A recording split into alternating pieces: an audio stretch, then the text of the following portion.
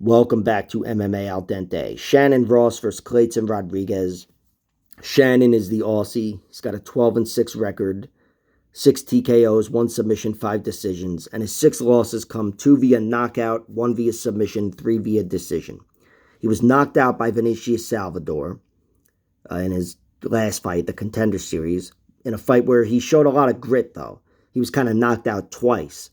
But between the knockouts, he showed a lot of grit and really a lot of great traits as a fighter. But he just didn't have the chin to handle Vinicius Salvador.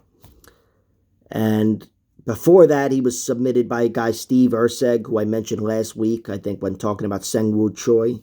Steve Erceg submitted him in round 1. He's a guy who I think is a good fighter, but not great, Shannon Ross. The guys he's lost to are the guys that belong in the UFC.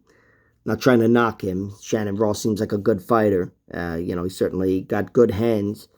I just think he's a little limited here. And he's up against Kleydson Rodrigues. Kleydson is a versatile guy. I know he lost to CJ Vergara in his UFC fight there, but he's still a very talented fighter. It's obvious, to me anyway, that he's the more talented guy.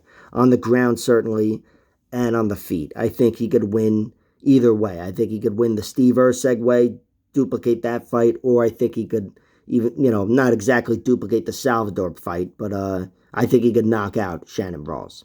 Kleydson has really good hands, really good. I mean, the results aren't there yet. He's got 3 KOs out of his 7 victories. I guess they are there, but, he just doesn't have the deepest resume yet. And he's really good on the ground as well. I think he's better everywhere than Shannon Ross. I do think the fight against CJ Vergara, could have gone either way. CJ did scratch and claw and put himself in the realm of winning that fight. But most people think Kleydson won that fight. And regardless, he was hurt so badly in round 2 and dominated. And he showed so much toughness. And then he was still hurt in round 3 badly. But he arguably won it by neutralizing CJ and finding a lot of control. So I really despite the loss, I like what he showed me there as a fighter, because you have to be able to deal with getting hurt and all that. And Shannon Ross, if he does win, it's it's with his hands probably in this fight, or maybe even by decision if he's able to totally neutralize Kleydson and just make it a volume battle. But I think Kleydson wins on the feet as well. Kleydson seems like the better striker.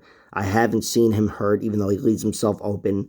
And he's got sharp hands, really good technique, keeps his form, and he's got more power. It's visible. He's got more power than Shannon Ross.